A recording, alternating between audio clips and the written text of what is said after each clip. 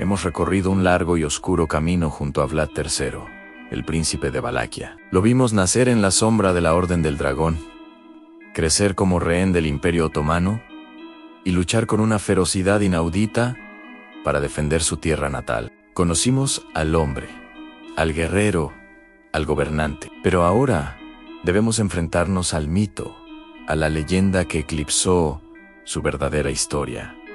Drácula. La historia de Vlad no terminó con su muerte en el campo de batalla. Su leyenda, marcada por la brutalidad de los empalamientos, apenas comenzaba a extenderse por Europa. En el siglo XV, gracias a la recién inventada imprenta, los panfletos alemanes y rusos difundieron relatos sensacionalistas sobre sus actos. En Alemania, era un monstruo sádico, un tirano sanguinario. En Rusia, se le retrataba como un príncipe severo pero justo, un defensor de la cristiandad contra los otomanos. Dos versiones de un mismo hombre, cada una teñida por los intereses políticos y culturales de su tiempo.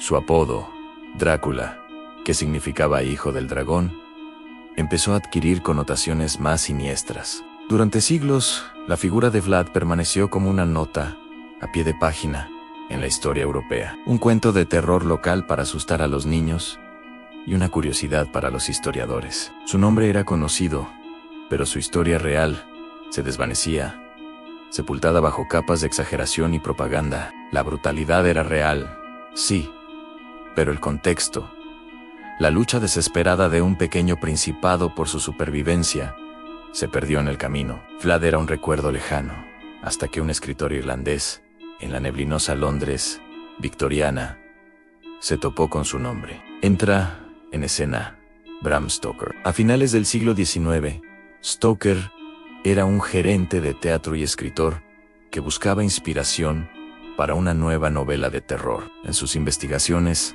en el Museo Británico, se encontró con un libro que mencionaba a un voivoda valaco del siglo XV llamado Drácula, que luchó contra los turcos. El nombre lo cautivó. Drácula, en la lengua valaca de la época, podía sonar como demonio. Combinado con los relatos sobre su crueldad y el folclore de Europa del Este sobre los muertos vivientes, o Nosferatu, Stoker encontró la pieza que le faltaba. Tomó el nombre, una versión distorsionada de la historia, y la mezcló con el mito del vampiro para crear a su inmortal Conde Drácula. Es crucial entender esto.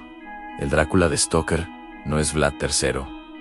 El escritor irlandés sabía muy poco sobre el príncipe real. Usó su nombre y una vaga idea de su reputación como punto de partida. El Conde Drácula es un aristócrata transilvano, uno muerto que se alimenta de sangre y comanda la noche. Vlad, en cambio, era un príncipe de Valaquia, no de Transilvania, un hombre de carne y hueso que sangraba, luchaba y moría por su país.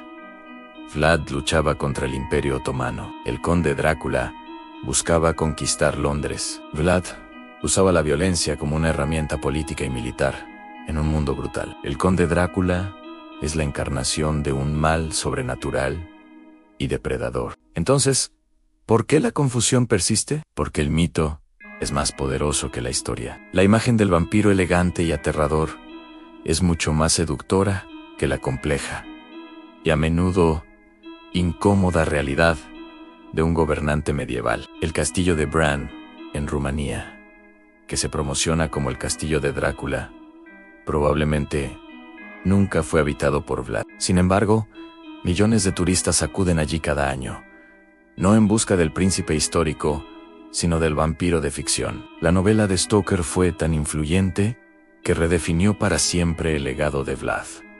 Hoy, en Rumanía, la percepción de Vlad es ambivalente. Para algunos, es un héroe nacional, un defensor feroz de la independencia rumana, un líder fuerte que castigó la corrupción y se enfrentó a un enemigo muy superior. Se le ve como un símbolo de resistencia. Para otros, su crueldad es una mancha imborrable en la historia del país. No pueden ignorar las miles de vidas que cegó, sin importar el motivo. La pregunta sigue en el aire.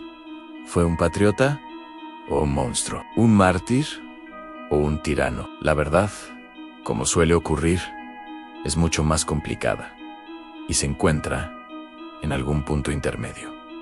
Nuestra serie sobre Vlad III llega a su fin. Hemos intentado separar al hombre del mito, explorar su vida y su tiempo con la mayor fidelidad posible. Descubrimos a un personaje moldeado por la traición, la guerra y una voluntad de hierro. Un hombre que, para defender su mundo, recurrió a métodos que nos horrorizan hoy, pero que quizás eran el único lenguaje que sus enemigos entendían. La historia de Vlad no es una de vampiros y castillos góticos, sino una tragedia humana sobre el poder, la supervivencia y el precio de la libertad. Nos enseña que la historia rara vez es en blanco y negro, y que los monstruos más aterradores no siempre son los que acechan en la noche, sino los que a veces se sientan en tronos. El legado de Vlad III es un debate abierto, un espejo oscuro que nos obliga a preguntarnos hasta dónde estamos dispuestos a llegar para proteger lo que amamos. Gracias por acompañarnos en este viaje